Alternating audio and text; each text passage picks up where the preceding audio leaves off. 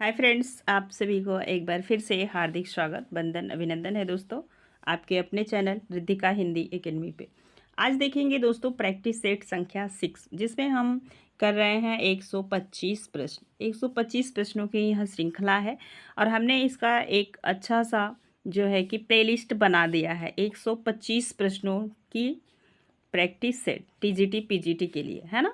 तो आज का ये प्रैक्टिस सेट 6 है। उम्मीद है बहुत सारे प्रश्न आपको नए मिलेंगे और पसंद आएंगे प्रश्न। अच्छे अच्छे प्रश्नों को हमने कलेक्ट किया हुआ है। आइए, पहला ही प्रश्न आप देखिएगा तो मज़ेदार है, ध्यान दीजिए। भगवती चरण वर्मा का काव्य संग्रह है, तो कौन सा काव्य संग्रह भगवती चरण वर्मा जी का है? तो ये प्रेम संगीत, एक तारा, यामा, करील। तो आप ऑप्शन देख पा रहे होंगे और देख पा रहे होंगे कि सारे ऑप्शन जो है कि भगवती चरण वर्मा, इसमें से सारे ऑप्शन में भगवती चरण वर्मा का काव्य संग्रह नहीं है। ठीक है, देख लीजिए ध्यान से प्रश्न को। ऐसे ही प्रश्न परीक्षा में पूछ लिए जाते हैं और हम वहाँ पे परेशान होने लगते हैं। आइए ध्यान दीजिएगा। अब देखिए प्रेम संगीत किसका है? तो प्रेम संगीत जो है ये निराला का है। किसका है? निराला का, सूर्यकांत त्रिपाठी निराला। एक तारा, ये एक तारा आपसे पूछा जाएगा तो ये पंत जी का है। किसका है? पंत का। अब पूछा जाएगा यामा, यामा जो है महादेवी वर्मा का है। किसका है? वर्मा जी का यामा। ठीक है, अब याद रखिए। आगे देखेंगे आप करील, ये करील रामेश्वर शुक्ल अंचल का है। किसका है? रामेश्वर शुक्ल अंचल का है। ठीक है, नोट कर लीजिएगा। आइए दूसरा प्रश्न आपकी स्क्रीन पे है। निम्नलिखित में से कौन सा कवि प्रेम और मस्ती काव्यधारा के अंतर्गत नहीं आता? बालकृष्ण शर्मा नवीन, नरेंद्र शर्मा, रामेश्वर शुक्ल अंचल, रामधारी सिंह दिनकर। तो दूसरे नंबर का प्रश्न भी बहुत अच्छा है, आप इन्हें थोड़ा सा ध्यान देके देखिएगा। तो ये दिनकर जी प्रेम और मस्ती के नहीं है, काव्यधारा के कवि नहीं है। बाकी ये हैं बालकृष्ण शर्मा नवीन, नरेंद्र, रामेश्वर शुक्ल अंचल और एक हैं आपके मधुबाला मधुशाला वाले कवि। आएंगे, चलिए। पुष्प की अभिलाषा शीर्षक कविता किस कवि की प्रसिद्ध रचना है? तो हरिवंश राय बच्चन, यही हैं मधुशाला मधुबाला वाले, ध्यान दीजिएगा। ये हैं माखनलाल चतुर्वेदी, सुमित्रा नंदन पंत, रामेश्वर शुक्ल अंचल। तो ये माखनलाल चतुर्वेदी, बी नंबर सही होगा। नेक्स्ट चौथा प्रश्न, निम्नलिखित में से कौन सी रचना दिनकर कृत नहीं है? नकारात्मक दृष्टि से काफ़ी प्रश्न हैं, तो आप इनको थोड़ा सा ध्यान दीजिएगा। हुंकार, रेणुका, विपथगा, एकलव्य। तो ये बी नंबर सही होगा, ये दिनकर की नहीं है। आगे चलेंगे। उर्वशी का वर्ण विषय क्या है? अहिंसा, श्रृंगार, शौर्यवृत्ति, कामाध्यात्म। तो उर्वशी में काम और जो है कि नाम के बीच द्वंद्व है, ये दिखाया गया है। डी नंबर सही है। आइए नेक्स्ट प्रश्न देखिए। 6, निम्नलिखित में से कौन सी रचना नरेंद्र शर्मा की नहीं है? कदलीवन, उत्तर जय, रक्तचंदन, लाल चुनर। 6 नंबर का प्रश्न है, ये होगा लाल चुनर, इनका नहीं है। आइए डी नंबर सही होगा। नेक्स्ट, श्री सुमित्रा नंदन पंत किस काव्य संग्रह पर सर्वप्रथम प्रगतिवादी आंदोलन का प्रभाव नजर आया है? तो युगवाणी पर, लोकायतन पर, ग्राम्य पर, युगांत पर। 7 नंबर के प्रश्न में देखें तो कहाँ आया है? युगवाणी पर। नेक्स्ट 8 नंबर का प्रश्न है, सोहनलाल द्विवेदी जी को किस धारा का कवि माना जाता है? प्रगतिवाद, हलावादी, राष्ट्रवादी, स्वच्छंदतावादी। तो इसका दूसरा नाम है छायावाद। क्या है? छायावाद। ठीक है, हलावादी हैं जो है कि हरिवंश राय बच्चन। आप देखेंगे प्रगतिवादी बचाओ, राष्ट्रवादी। सोहनलाल द्विवेदी की कविता जब आप पढ़े होंगे तो आप बहुत अच्छे से समझ पाएंगे कि ये राष्ट्रवादी के राष्ट्रीय चेतना को जागृत करने का कार्य ये कर रहे थे। अब देखिए 9 नंबर का प्रश्न है आपके स्क्रीन पे, देखिएगा। छायावाद के समानांतर चलने वाली राष्ट्रीय सांस्कृतिक धारा के अतिरिक्त एक अन्य काव्यधारा थी। तो ये प्रेम और मस्ती की काव्यधारा, ऐतिहासिक काव्यधारा, प्रगतिवादी काव्यधारा, प्रयोगवादी काव्यधारा। 9 नंबर के प्रश्न में आप याद रखेंगे तो इसके साथ साथ चलने वाली काव्यधारा थी प्रेम और मस्ती की काव्यधारा। अंचल किस साहित्यकार का नाम है? भगवती चरण वर्मा, नरेंद्र शर्मा, रामधारी सिंह दिनकर, रामेश्वर शुक्ल। अंचल डी नंबर सही होगा। आइए अगला प्रश्न। दिनकर जी की रेणुका किस विधा की रचना है? काव्य, उपन्यास, कहानी, एकांकी। तो ये क्या है? ये काव्य है। ठीक है, आगे चलिए। निम्न में छायावाद का घोर समर्थक पत्र कौन सा है? माधुरी, कल्याण, जागरण, हंस। तो ये घोर समर्थक है। एक प्रश्न और आता है कि घोर विरोधी कौन सी पत्रिका थी? तो कमेंट सेक्शन में कमेंट के माध्यम से आप बताइएगा। और यह जो छायावाद की घोर समर्थक पत्रिका थी, ये सी नंबर सही होगी। इसके संपादक मुंशी प्रेमचंद जी थे। आइए, एक भारतीय आत्मा किस कवि का उपनाम है? सुभद्रा कुमारी चौहान, माखनलाल चतुर्वेदी, उदय शंकर भट्ट या दिनकर। तो ये है माखनलाल चतुर्वेदी। नेक्स्ट, छायावाद को मधुचर्या किस आलोचक ने कहा? हजारी प्रसाद द्विवेदी, रामचंद्र शुक्ल, नंदुराय वाजपेयी, राम कुमार वर्मा। 14 नंबर के प्रश्न का आप लोग उत्तर दीजिए। इसे कहें मधुचर्या। बी नंबर सही होगा, आचार्य रामचंद्र शुक्ल जी। नेक्स्ट, आगे चलते हैं। हिंदी साहित्य में आधुनिक हिंदी साहित्य के सूत्रधार कौन है? बालकृष्ण भट्ट, महावीर प्रसाद द्विवेदी, प्रताप नारायण मिश्र, भारतेंदु हरिश्चंद्र। तो कौन है भाई? तो ये है भारतेंदु हरिश्चंद्र। डी नंबर सही होगा। आइए अब देखेंगे 16 नंबर का प्रश्न, याद रखिएगा। ओज और पौरुष के कवि कहे जाते हैं? बालकृष्ण शर्मा नवीन, नरेंद्र शर्मा, तुलसी और दिनकर जी। 16 नंबर के प्रश्न में आप याद रखिएगा, तो ये कहे जाते हैं दिनकर जी। डी नंबर सही होगा। आइए अगला प्रश्न देखते हैं। कोयल और कवित्त किस कवि की कृति है? बालकृष्ण शर्मा नवीन, मैथिली शरण गुप्त, रामधारी सिंह दिनकर, बच्चन जी। तो किसको कौन कहे जाते हैं? तो यह जो है कि दिनकर की रचना है। किसकी रचना है? दिनकर की। सी नंबर सही होगा। यदि आपसे पूछा जाएगा सिर्फ कोयल कविता किसकी है, तो सुभद्रा कुमारी चौहान की है। दोनों प्रश्न को आप याद रखेंगे। आइए आगे चलेंगे। दिनकर की प्रथम कृति है रश्मिरथी, कुरुक्षेत्र, प्रणभंग, बारदोली, विजय। 18 नंबर का प्रश्न जो है वो आपके स्क्रीन पे है। तो यह कौन सा है इनका प्रथम? तो ये प्रणभंग है। सी नंबर सही होगा। आइए आगे चलते हैं। अंधकार दूर था, झांक रहा सूर था, पंक्ति किस कवि की है? तो सियाराम शरण गुप्त, नवेन जी, माखनलाल चतुर्वेदी, श्याम नारायण पांडे। ठीक है, 19 नंबर का प्रश्न है, आप याद रखेंगे। यह जो है किसका है? तो श्याम नारायण पांडे का है। डी नंबर सही होगा। पंक्ति किसकी है? श्याम नारायण पांडे की। इनकी 4 उत्कृष्ट महाकाव्य हैं, जिसमें सबसे प्रसिद्ध है हल्दी घाटी और दूसरा है जौहर। जौहर क्या ही यह अंश है? अंधकार दूर था, झांक रहा सूर था। जौहर में इन्होंने यह पंक्ति लिखी हुई है। देश उस समय हार गया था, संघर्षमय था। हर बार आदमी जीतता नहीं है, कभी कभी हार होती है और हार से व्यक्ति हार को सुधार के आगे बढ़ता है ना। तो वहीं पे यहाँ पे इन्होंने ये पंक्ति लिखी हुई थी। तो आपसे पूछा जाएगा कि किस कविता से या किस कहानी उत्कृष्ट जो इनका महाकाव्य है, तो यह है जौहर। जौहर का ही यह अंश लिया हुआ है। आगे चलेंगे। 20 नंबर, कर्ण के जीवन पर आधारित महाकाव्य है उर्वशी, रसवंती, प्रणभंग, रश्मिरथी। ठीक है, तो ये डी नंबर सही होगा, रश्मिरथी। ठीक है, आगे चलें। नेक्स्ट प्रश्न देखिए। दिनकर के किस कृति पर भारतीय ज्ञानपीठ पुरस्कार मिला था? 21 नंबर का प्रश्न है, जो बहुत ही महत्वपूर्ण है और कई बार ये पूछा गया है। रश्मिरथी, उर्वशी, कुरुक्षेत्र, रेणुका। कुरुक्षेत्र भी पढ़ेंगे, बहुत अच्छी रचना है। और देखिए इनकी सारी रचनाएं बहुत अच्छी है ना। तो अब आप देखिए, उर्वशी पे इनको ज्ञानपीठ पुरस्कार मिला था। किस पे मिला था? उर्वशी पे। और 1972 ईस्वी में यह पुरस्कार इनको मिला था। आइए आगे चलते हैं। दूध बतासा बाल कविता संग्रह है, श्याम नारायण पांडे, सोहन लाल द्विवेदी, रामधारी सिंह दिनकर, प्रसाद।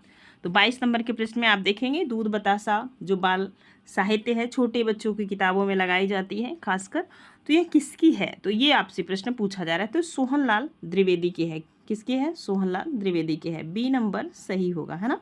चलिए, और इनकी कुछ और जो है कि बाल साहित्य है संग्रह, आप देख लीजिए। जैसे हो गया दूध बतासा, आपने देख लिया। शिशु भारती, बाल भारती, बिगुल, और एक है बांसुरी और झरना, बच्चों के बापू बाल कविता संग्रह है इनके। आगे चलेंगे। नेक्स्ट प्रश्न देखिएगा। सुभद्रा कुमारी चौहान की प्रसिद्धि का आधार कविता है वीरों का कैसा हो बसंत, जलियांवाला बाग, बाग का बसंत, और एक नेक्स्ट 2 पंक्तियाँ आगे दिया हुआ है, 2 कविताएं है, झांसी की रानी, बिखरे मोती। तो ये इनकी जो प्रसिद्धि के कारण मिली थी वो मिली थी झांसी की रानी की वजह से। आइए आगे चलते हैं, ध्यान दीजिएगा। बालकृष्ण शर्मा नवीन का प्रथम काव्य संग्रह है उर्मिला, कुमकुम, रश्मि रेखा, प्राणार्पण। ठीक है, प्राणार्पण। ठीक है, अब आप याद रखेंगे 24 नंबर का प्रश्न है, तो किस पे मिला था? कुमकुम पे। अब ये पूछा जा सकता है कब मिला था, तो 1936 ईस्वी में।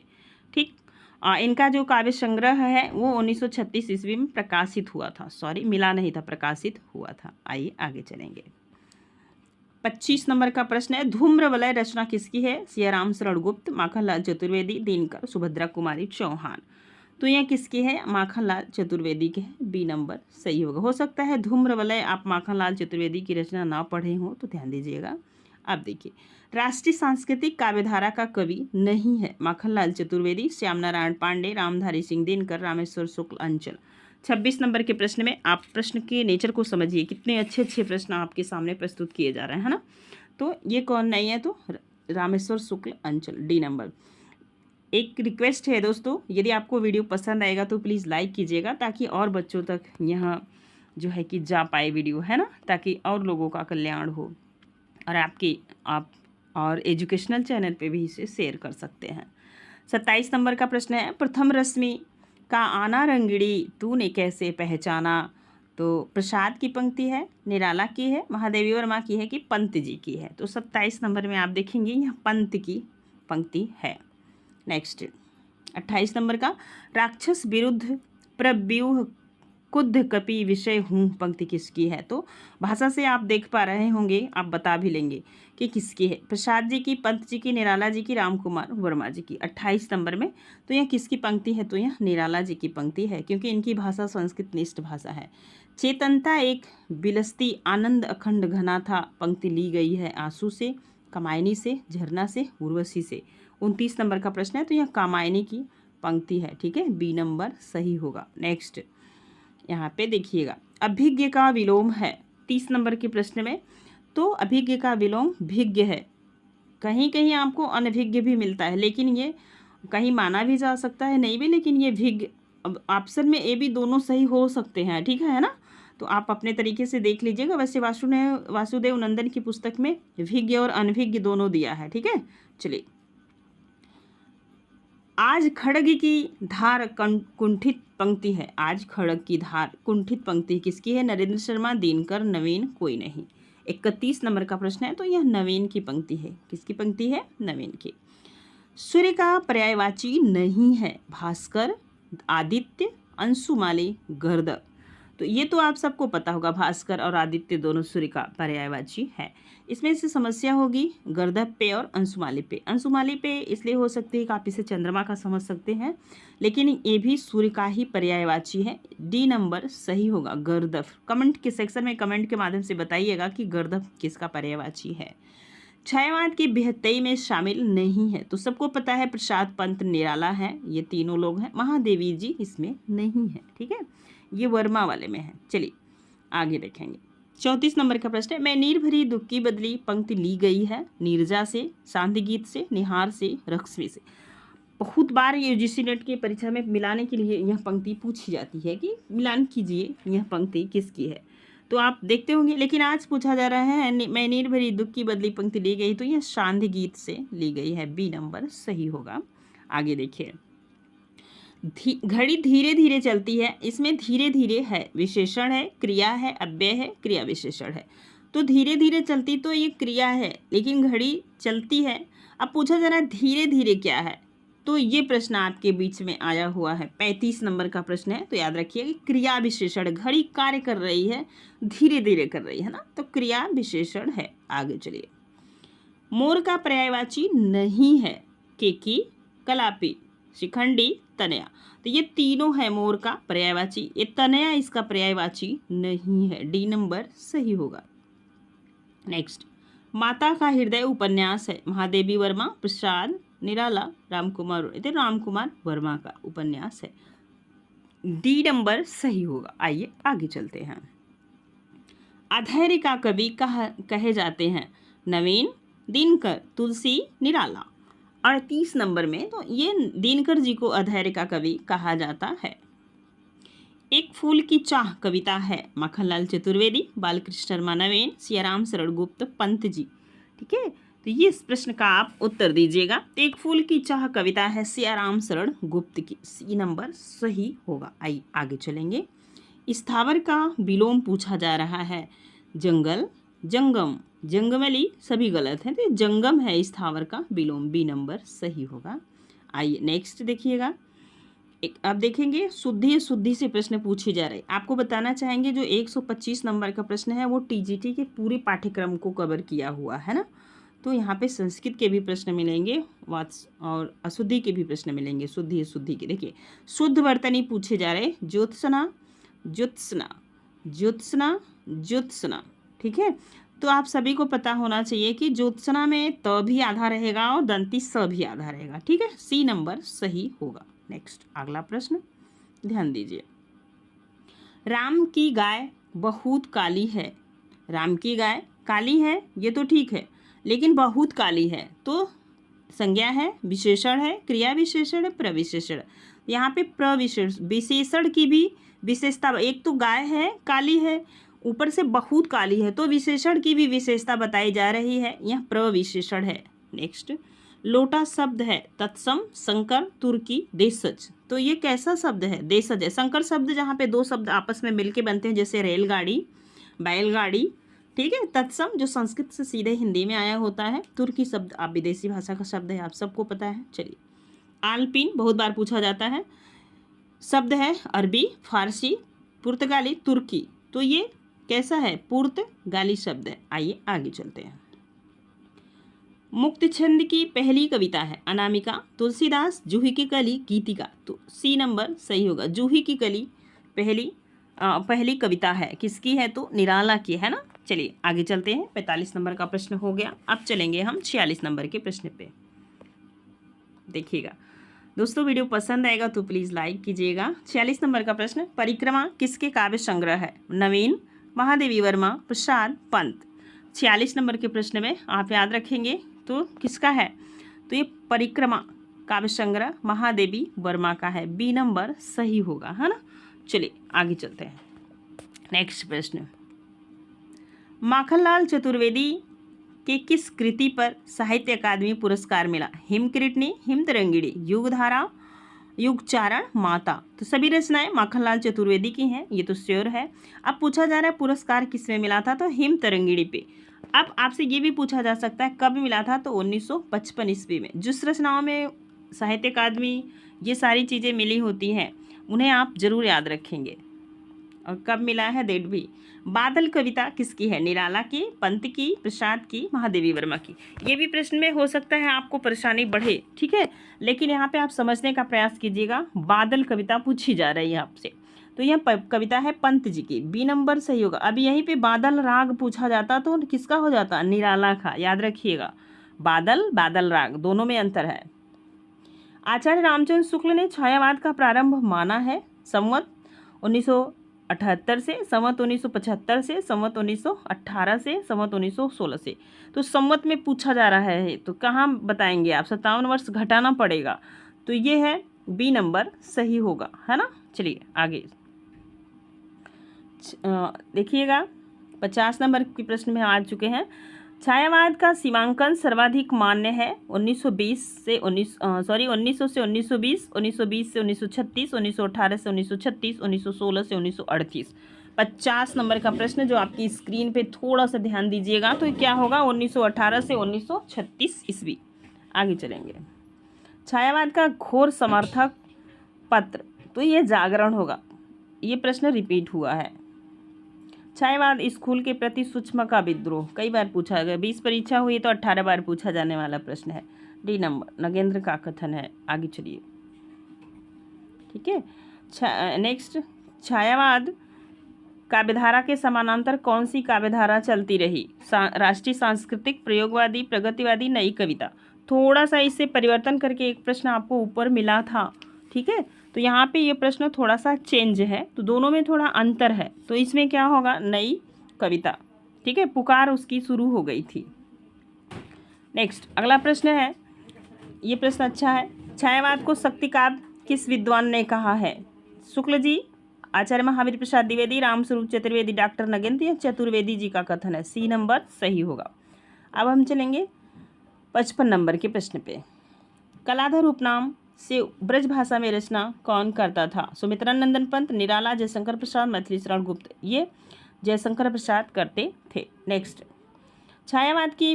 छायावाद की पहली रचना मानी जाती है आंसू, झरना, कामायनी और उर्वशी।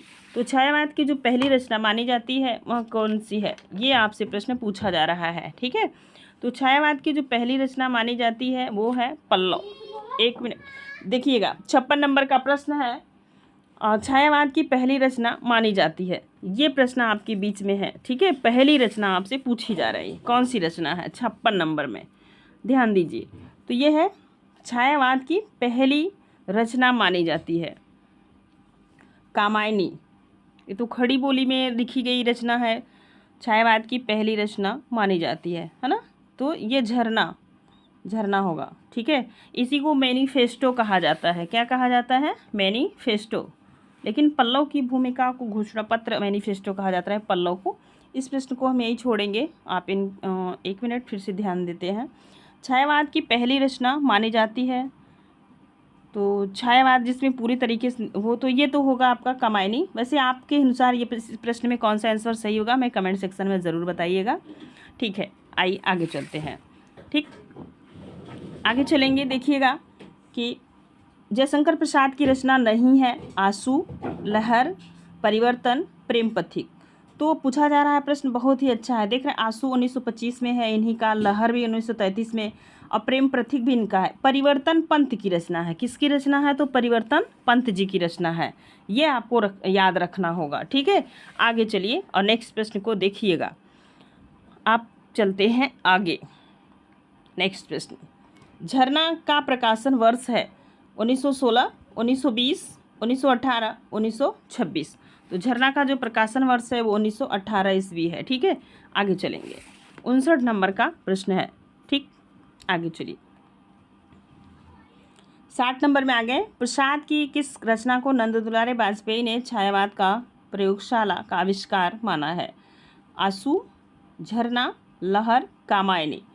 तो प्रश्न है, प्रसाद की किस रचना को नंद दुलारे वाजपेयी ने छायावाद की प्रयोगशाला का प्रथम आविष्कार माना है? तो ये 60 नंबर का प्रश्न है जो आपकी स्क्रीन पे है ना, ध्यान दीजिए। तो किसको माना है? तो झरना को। किसको माना है? झरना को, जिसका प्रकाशन आप ऊपर वर्ष देख लिए। नेक्स्ट प्रश्न 61 नंबर का। 61 नंबर में आप याद रखिए, निम्नलिखित में से कौन सी रचना हिंदी का प्रथम गीत नाट्य है? कामायनी, लोकायतन, रश्मि। तो इसमें एक ही गीत नाट्य है, करुणालय। आगे चलिए। किस काव्य रचना में शैव दर्शन की स्थापना हुई? कामायनी, लोकायतन, स्वर्ण किरण, नीरजा। तो शैव दर्शन किस में मिला था प्रसाद जी को? तो कामायनी में। ए नंबर सही होगा। ठीक है, आगे चलिए। नेक्स्ट 63 नंबर के प्रश्न पे आ गए, और बहुत ही मज़ेदार प्रश्न, बार बार पूछा जाने वाला प्रश्न, जो कई बार परीक्षा में आपसे पूछा जाता है। ठीक है, चलिए ध्यान दीजिए इस प्रश्न को। यहाँ पे हम देखेंगे, कामायनी में ईड़ा किसका प्रतीक है? मन का, हृदय का, शरीर का, बुद्धि का। तो ईड़ा किसका प्रतीक है? डी नंबर सही होगा, बुद्धि का प्रतीक है ईड़ा। अब आपसे पूछा जाएगा मन का प्रतीक कौन है?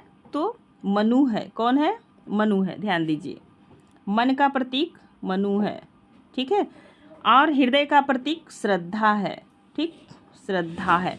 और नेक्स्ट पूछा जाता है मानव किसका प्रतीक है? तो मानव कुमार का प्रतीक है। आइए आगे चलेंगे। नेक्स्ट प्रश्न है, नेक्स्ट प्रश्न और मज़ेदार प्रश्न है। ठीक है, चलिए आगे चलते हैं।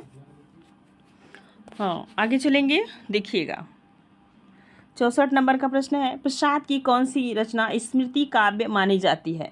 झरना, आंसू, लहर, उर्वशी। तो ये आंसू, जिसका प्रकाशन वर्ष है 1925 ईस्वी, और प्रसाद का यह विरह गीत है। कैसा गीत है? तो विरह गीत है।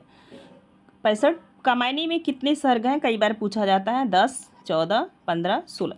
तो कुल 15 सर्ग हैं। चिंता, आशा, श्रद्धा, काम, वासना, लज्जा, कर्म, ईर्षा, ईड़ा, स्वप्न, संघर्ष, निर्वेद। आनंद। तो इसे करके आप ट्रिक के माध्यम से याद करिएगा, और नहीं याद करेंगे तो यहाँ पे असिस्टेंट प्रोफेसर में भी प्रश्न पूछा गया था तो आपको प्रॉब्लम हो सकती है। ठीक, आइए, कामायनी की भाषा है तो अवधी, ब्रज, खड़ी बोली, मैथिली। तो ये खड़ी बोली की रचना है, 1936 ईस्वी में इसका प्रकाशन हुआ, कहीं कहीं 35 भी मिलता है। और कामायनी का जो है, कामायनी एक प्रसाद का महाकाव्य है ना। ठीक है, ध्यान दीजिए। कामायनी को छायावाद का उपनिषद किस विद्वान ने कहा? शुक्ल जी, महावीर प्रसाद द्विवेदी, हजारी प्रसाद द्विवेदी, शांतिप्रिय द्विवेदी। तो ये कहे हैं शांतिप्रिय द्विवेदी जी। आगे चलेंगे, 68 नंबर का प्रश्न है, किस कवि को आधुनिक काल में कठिन काव्य का प्रेत कहा जाता है? ये देख रहे हैं आप, जब आप रामचंद्र तिवारी की पुस्तक पढ़ेंगे तो वहाँ पे इस प्रश्न को आप पाएंगे। किस कवि को आधुनिक काल में कठिन काव्य का प्रेत कहा जाता है? प्रसाद, रामकुमार वर्मा, निराला, मुक्तिबोध।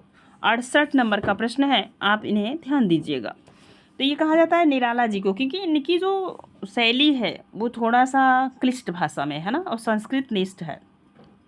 समन्वय व मतवाला पत्रों के संपादक कौन थे? प्रसाद, पंत, निराला, मैथिलीश्वर गुप्त। एक समय था इन्होंने जूही की कली जो है कि लेके गए अपनी रचना, जो निराला जी की पहली रचना है, तो महावीर प्रसाद द्विवेदी ने उसे संपादन करने से मना कर दिया। वही कवि हैं, उनकी रचनाएं भी प्रतिपादित हुई और सबसे ज़्यादा इन पे रिसर्च भी हो रहा है, और कई ऐसे पत्र हैं जो इन्होंने स्वयं अपने किए, लेकिन इनका जीवन बड़ा संघर्षमय रहा। ठीक है, जिसे ये आप बहुत अच्छे से समझ सकते हैं। सरोजी स्मृति में कवि ने बहुत अच्छी लाइन लिखी, धन्य मैं पिता निरर्थक था जो तेरे हित कुछ कर न सका। ठीक है, तो बेटी के माध्यम से जब तो इन्होंने अपनी पीड़ा को बाहर लाया, वही कवि हैं। तो यह समन्वय और मतवाला पत्रिका किसकी है? निराला की है। आइए आगे चलेंगे। निराला की रचना तुलसीदास का रचना काल है 1936, 1938, 1935, 1940। तो 1938 ईस्वी में तुलसीदास इनका प्रकाशित हुआ था। नेक्स्ट, निराला की प्रथम रचना मानी जाती है अनामिका, जूही की कली, परिमल, सांध्य गीत। 71 नंबर का प्रश्न है, आप याद रखेंगे। तो जूही की कली इनकी पहली रचना मानी जाती है। नेक्स्ट, आगे चलेंगे। 72 नंबर का प्रश्न है, किस कवि की रचनाओं को आलोचकों ने किचुआ छंद कहा? जयशंकर प्रसाद, निराला, महादेवी वर्मा, सुमित्रा नंदन पंत। तो निराला को, क्योंकि कविता को छंदों के बंधन से मुक्त किए थे निराला जी। देखिए, हृदय की तुम्हें दान कर दिया, क्षुद्र था उसने गर्व किया। पंक्ति किस कवि की है? जयशंकर प्रसाद, निराला, महादेवी वर्मा, सुमित्रा नंदन पंत। 73 नंबर का प्रश्न है, और जो आपके स्क्रीन पे है, तो आप इन्हें ध्यान दीजिएगा। ठीक है, चलिए ध्यान दीजिए और बताइए। यह जो है कि ध्यान दीजिए इस प्रश्न में, यह प्रश्न कहाँ से लिया गया है और क्यों लिया गया है, कैसे लिया गया है? तो हृदय ही तुम्हें दान कर दिया, क्षुद्र था उसने गर्व किया। पंक्ति जो है ये छायावाद की प्रयोगशाला झरना से ली हुई है। झरना का प्रकाशन वर्ष आपने पीछे देखा 1918 ईस्वी था, और उसी के समर्पण में कवि ने कहा है कि हृदय ही तुम्हें दान कर दिया, क्षुद्र था उसने गर्व किया, तुम्हें पाया अगाध गंभीर कहाँ, जलबिंदु कहाँ निधि क्षीर। तो ये पूरी पंक्ति रही, आपके समक्ष मैंने प्रस्तुत किया। तो यह जो है कि कहाँ से ली हुई है? तो यह जयशंकर प्रसाद की पंक्ति है। किसकी पंक्ति है? तो जयशंकर प्रसाद की झरना से ली हुई है। आइए आगे चलते हैं। अबे सुन बे गुलाब, गुलाब किसका प्रतीक है? शोषित वर्ग का कि मजदूर वर्ग का? ठीक है, कि पूंजीपति वर्ग का? तो गुलाब जो है पूंजीपति वर्ग का प्रतीक है। अब 75 नंबर प्रश्न को देखेंगे। आइए, हिंदी का प्रथम और अंतिम शोक गीत है? सरोज स्मृति, तुलसीदास, राम की शक्ति पूजा, पंचवटी। तो यह कौन सी है? और ये नंबर सही हुआ, सरोज स्मृति। प्रथम भी और अंतिम भी, कभी ऐसी कोई और रचना नहीं लिखी जिसमें और जो है कोई भी लेखक अपने दर्द अपने पुत्री के बारे में लिखा हो इतनी बेबाकी से। ठीक है, तो आगे चलेंगे। 76 नंबर का प्रश्न आपके स्क्रीन पे है, आप ध्यान दीजिए। निराला की दर्शन प्रधान रचना है? सरोज स्मृति, तुलसीराम, राम की शक्ति पूजा, पंचवटी प्रसंग। 76 नंबर के प्रश्न में आप देखेंगे तो यह दर्शन प्रधान रचना है, पंचवटी प्रसंग। आइए आगे चलते हैं। नेक्स्ट, निराला की यथार्थवादी रचना है? बादल राग, अप्सरा, वनवेला, विधवा। तो 77 नंबर का प्रश्न है, और आप ध्यान दीजिएगा। तो यहाँ पे क्या होगा? तो इनकी कौन सी रचना है? विधवा। कैसी है? यथार्थवादी रचना है। वरदे वीणा वादिनी नामक गीत संकलित है? परिमल में, गीतिका में, नए पत्ते में, अर्चना में। 78 नंबर का प्रश्न है, तो ये संकलित है किसमें? गीतिका में, है ना। गीतिका में संकलित है। आइए आगे चलते हैं। निराला के अध्यात्म गुरु थे। निराला का जीवन बहुत ज़्यादा प्रभावित था स्वामी विवेकानंद से, और लेखक जिनसे ये प्रभावित थे वो थे जो है कि तुलसीदास। तो ये जो है निराला के आध्यात्मिक गुरु थे स्वामी विवेकानंद। बी नंबर सही होगा। आइए नेक्स्ट प्रश्न देखेंगे। राम की शक्ति पूजा मुख्य कथानक कहाँ से लिया गया है? रामचरितमानस, रामायण, बांग्ला रामायण और तमिल रामायण। तो ये बांग्ला रामायण से लिया गया है। आइए आगे चलेंगे। निराला की सबसे लंबी कविता है भिक्षुक, विधवा, पंचवटी, बनवेला। तो 81 नंबर के प्रश्न में आप देखेंगे तो यह पंचवटी प्रसंग है। ठीक है, 81 नंबर निराला की सबसे लंबी कविता पंचवटी प्रसंग। सी नंबर सही होगा। आइए आगे चलेंगे। प्रथम मंगला पारितोषिक पुरस्कार किस रचना को मिला था? लोकायतन, नीरजा, कामायनी, उर्वशी। तो सबको पता है यह कामायनी पे मिला हुआ था। आगे चलिए। 83 नंबर का प्रश्न है, प्रथम ज्ञानपीठ पुरस्कार पंत की किस रचना को दिया गया था? यहाँ पे आपसे ज्ञानपीठ पुरस्कार पूछा जा रहा है। कौन सा पुरस्कार पूछा जा रहा है? तो ज्ञानपीठ पुरस्कार 83 नंबर का प्रश्न पूछा जा रहा है आपसे। आगे चलिए।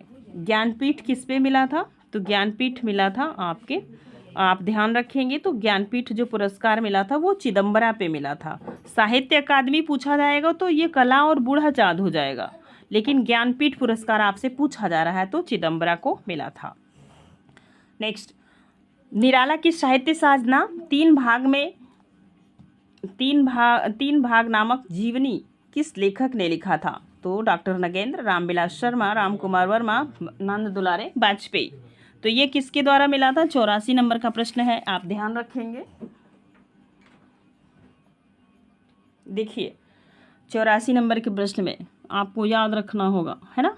तो किसको मिला था? तो ये लिखा गया था ये रामविलास शर्मा ने। आइए नेक्स्ट प्रश्न है, निराला की अंतिम कविता मानी जाती है। निराला की अंतिम कविता मानी जाती है परिमल, तुलसीदास।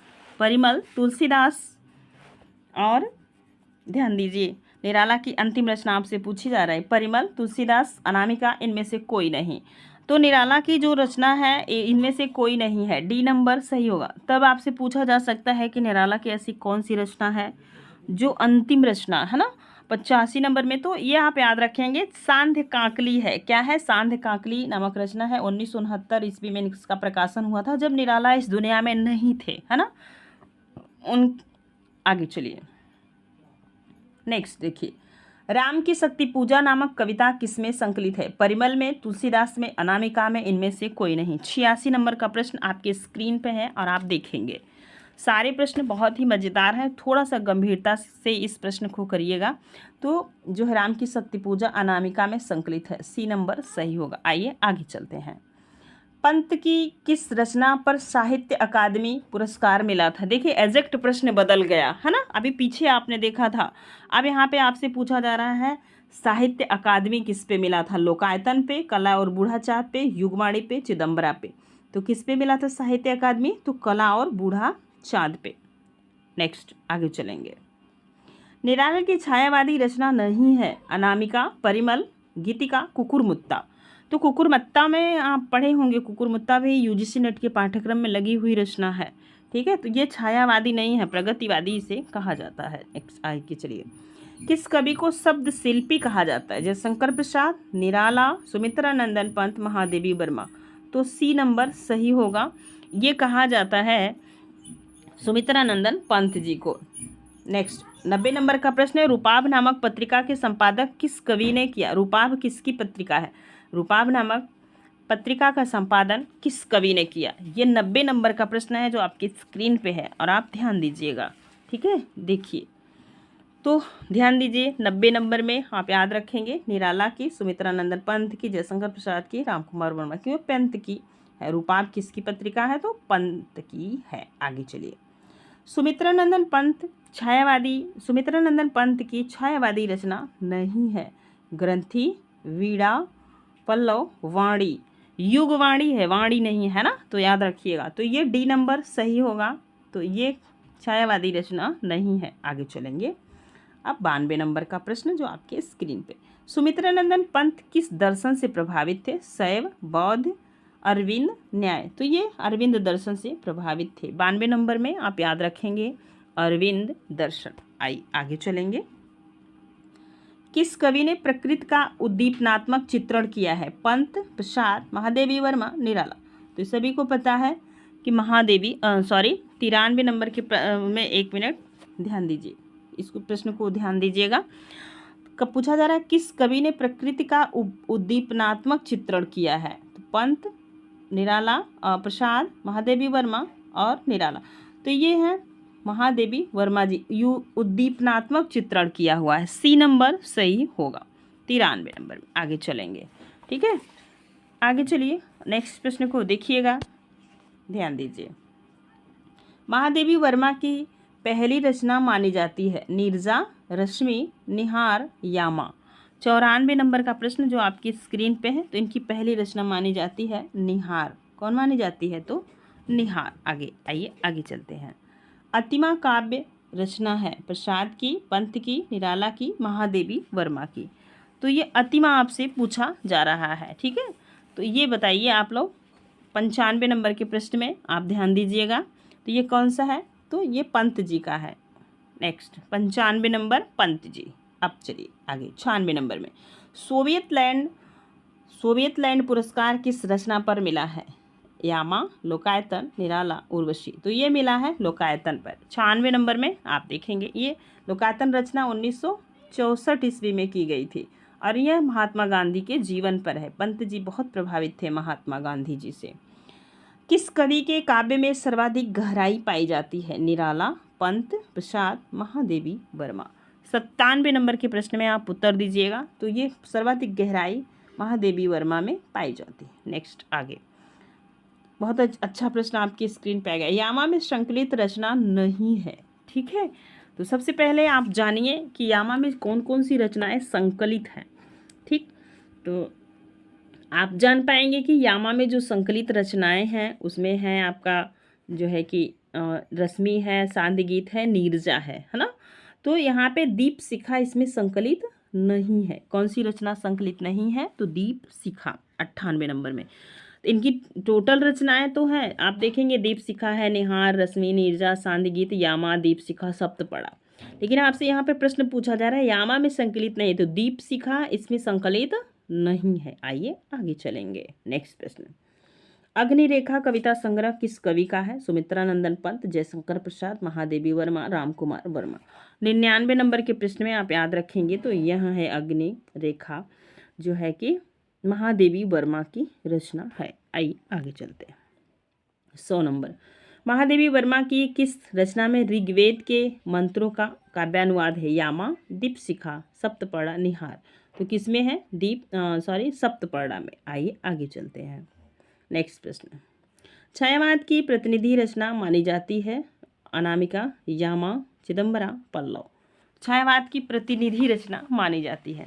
ठीक है, ये प्रश्न रहा आपका 101 नंबर का। तो ये पल्लव है जो छायावाद की प्रतिनिधि रचना मानी जाती है। छायावाद की भूमिका में लिखा हुआ है कि छायावाद की ये घोषणा पत्र मतलब मैनिफेस्टो इसे कहा जाता है। आगे चलेंगे। चाँद नामक पत्रिका के संपादक किस रचनाकार ने किया? जयशंकर प्रसाद, निराला, महादेवी वर्मा, रामकुमार वर्मा। तो ये थे महादेवी वर्मा की पत्रिका थी चाँद। ठीक है, आगे चलेंगे। देखिए अच्छे प्रश्न आपको मिल रहे हैं। अगर वीडियो पसंद आ रहा है तो दोस्तों प्लीज़ लाइक ज़रूर कीजिएगा। ग्राम्य गीतों का संकलन किस रचना में है? युगांत, ग्रंथि और कविता कौमुदी, यामा।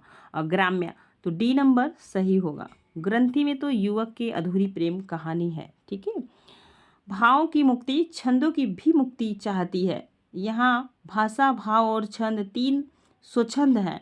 पंक्ति किसकी है? आचार्य शुक्ल की, जयशंकर प्रसाद की, आचार्य महावीर प्रसाद की, निराला की। 104 नंबर के प्रश्न में आप ध्यान दीजिएगा तो यह पंक्ति निराला की है ना, क्योंकि छंद से मुक्त कविता को निराला जी ने किए थे। मधुस्रोत हो सकता है आपके लिए नया प्रश्न हो। रचना है आचार्य शुक्ल, रामकुमार वर्मा, महादेवी वर्मा, सुमित्रा नंदन पंत। तो ये आचार्य शुक्ल की रचना है मधुस्रोत। ठीक है, अब चलिए 1971 ईस्वी में इसका प्रकाशन हुआ था। कब हुआ था? 1900। और नागरी पचाड़ी का सभा काशी द्वारा इसका प्रकाशन हुआ था। आइए, जिधर अन्याय जिधर है उधर शक्ति, कहते छल छल हो गए नयन, पंक्ति के लेखक हैं महादेवी वर्मा, जयशंकर प्रसाद, निराला, सुमित्रा नंदन पंत। तो यह निराला की रचना है राम की शक्ति पूजा से। आइए आगे चलते हैं।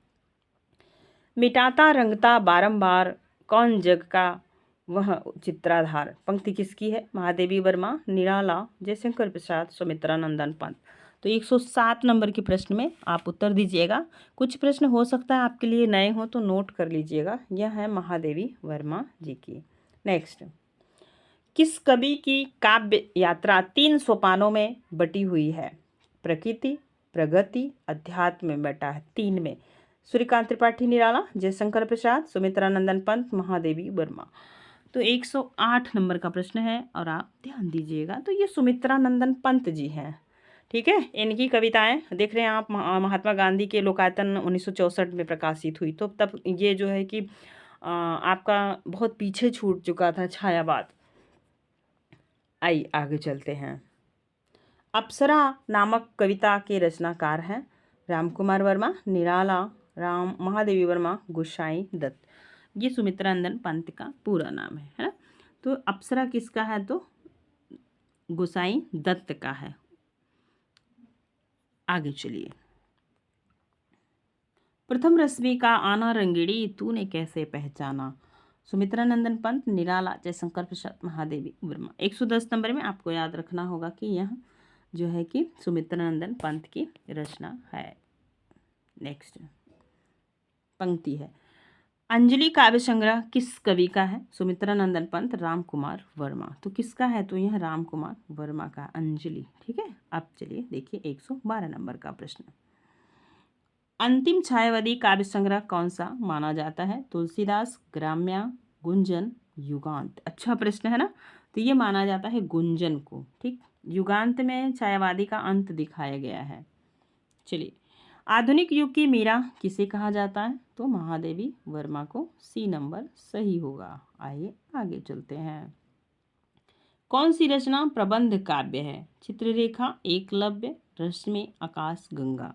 114 नंबर के प्रश्न को देखिएगा तो यह प्रबंध काव्य है एकलव्य। बी नंबर सही होगा। नेक्स्ट आगे देखेंगे। कामायनी एक पुनर्विचार के लेखक हैं शांतिप्रिय द्विवेदी, जयशंकर प्रसाद, मुक्तिबोध, रामस्वरूप चतुर्वेदी। 115 नंबर के प्रश्न में आप याद रखिएगा, कामायनी एक पुनर्विचार मुक्तिबोध की रचना है। आइए अब देखेंगे, किस रचना को एकार्थ काव्य भी कहा जाता है? अच्छा प्रश्न है ना। अगर वीडियो पसंद आएगा तो प्लीज़ लाइक कीजिएगा, एक प्यारा सा कमेंट कीजिएगा।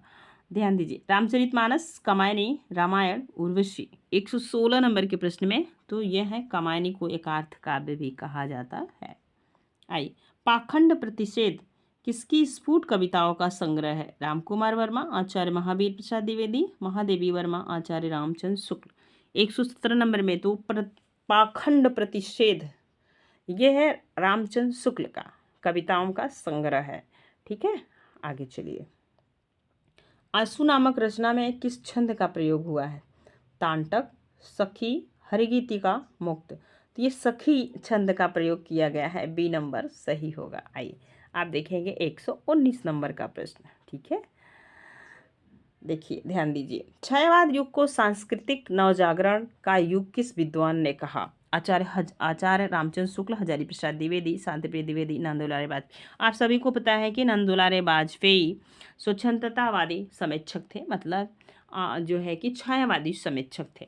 तो कभी भी छायावाद से कोई कथन पूछा जा रहा है तो आप नंदुलारे वाजपेयी पे आ सकते हैं। यदि आपको नहीं पता है तो, अगर पता है तो आप सही कीजिएगा, है ना। रिस्क लेने की बात मैं कह रही हूँ, तो आप डी मार दीजिए, नंदुलारे वाजपेयी ने कहा है। ध्यान दीजिएगा, 120 नंबर का प्रश्न है, छायावाद का प्रवर्तक माना जाता है। यहाँ पे आप परेशान हो सकते हैं। ध्यान दीजिए, ए नंबर मुकुटधर पांडे, सुमित्रा नंदन पंत, जयशंकर प्रसाद, आचार्य रामचंद्र शुक्ल जी ने कहा है कि छायावाद की जो भनक आ रही थी वो मुकुटधर पांडे की रचनाओं में मिल रही थी, है ना। तो कई बार आप यहाँ पे गलती कर जाते हैं। सबसे पहले मुकुटधर पांडे को रखा हुआ भी है ना, कैसे ऑप्शन फॉर्म किया गया है, ध्यान दीजिएगा। लेकिन यहाँ पे आपसे प्रवर्तक पूछा जा रहा है, तो ये है जयशंकर प्रसाद, सर्वमान्य मत है। चलिए आगे चलते हैं। निम्नलिखित में छायावाद की विशेषता नहीं है। देखिए ध्यान दीजिए, श्रृंगार निरूपण, नारी भावना, आत्माभिव्यंजना, ये तीनों हैं, लेकिन इति वृत्तात्मकता द्विवेदी युग की विशेषता है। ठीक है, अब चलिए नेक्स्ट प्रश्न आगे आपके स्क्रीन पे है, ध्यान दीजिएगा। ये है यहाँ पे 22 नंबर का प्रश्न है। रूप राशि रचना किसकी है? महादेवी वर्मा, निराला, रामकुमार वर्मा, हरिऔध, किसकी है? ठीक, बताइए। 122 नंबर के प्रश्न में आप याद रखेंगे, यह है रामकुमार वर्मा की रचना। नेक्स्ट, छायावाद तत्वतः प्रकृति के बीच जीवन का उद्गीत है, कथन किसका है? रामकुमार वर्मा, महादेवी वर्मा, डॉक्टर नगेंद्र, निराला। तो 23 नंबर का प्रश्न आपके लिए हो सकता है नया हो, तो यह महादेवी जी का कथन है, बी नंबर सही होगा। आइए आगे चलते हैं। शोकोच्छ्वास रचना किसकी है? है सुमित्रा नंदन पंत, निराला, प्रसाद, रामकुमार वर्मा। 124 नंबर के प्रश्न में आप देखेंगे यह प्रसाद की रचना है। 124 नंबर। आप आगे चलिए, आज का अंतिम प्रश्न है, ध्यान दीजिएगा। कविता को भावयोग की संज्ञा किसने दी? हजारी प्रसाद द्विवेदी, महावीर प्रसाद द्विवेदी, आचार्य रामचंद्र शुक्ल, नंदुलारी वाजपेयी। 125 नंबर के प्रश्न में यह प्रश्न आपके लिए छोड़ेंगे, है ना, कि इसका आंसर क्या होगा। सभी जितने भी कम व्यूअर हैं इस चैनल पे, थोड़े ही बच्चे पढ़ रहे हैं, लेकिन पढ़ तो रहे हैं ना। मेरा उद्देश्य है सिर्फ बच्चों को सिखाना, ठीक है।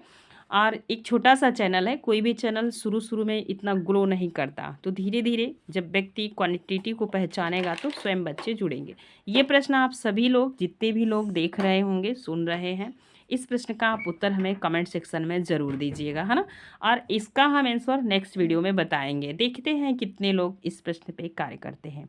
आज के लिए बस इतना ही, फिर मिलेंगे नेक्स्ट वीडियो में। वीडियो पसंद आएगा तो प्लीज़ लाइक कीजिएगा और कमेंट कीजिएगा। आप कैसी प्रश्नोत्तरी चाहते हैं? आप प्रश्नोत्तरी 125 प्रश्नों की चाहते हैं, या जो है कि कैटेगरी वाइज चाहते हैं, नाटक, उपन्यास, किस पे चाहते हैं, तो आप हमें ज़रूर बताइएगा। यदि आप पूरा मूल पुस्तक पढ़ना चाहते हैं तो हमारे चैनल पे यूजीसी नेट में लगे कई निबंध हैं, नाटक हैं, और हम सिर्फ सारांश नहीं बताते, क्योंकि आजकल ना कथन पूछे जा रहे हैं, तो हम कथन को ना बता के मैं सीधी सीधी पूरी ही कविता पे मैंने काम नहीं किया है। कहानियाँ पूरी हैं, निबंध है, आलोचना दृष्टि है, और कई चीज़ें हैं जो मैं, और जो है कैटेगरी वाइज मैंने आदिकाल, भक्तिकाल, रीतिकाल पे प्रश्नोत्तरी भी की है, जिसका प्लेलिस्ट हमने बना दिया है। बहुत सारे कंटेंट चैनल पे हैं, आप उन्हें ज़रूर देखिए। धन्यवाद।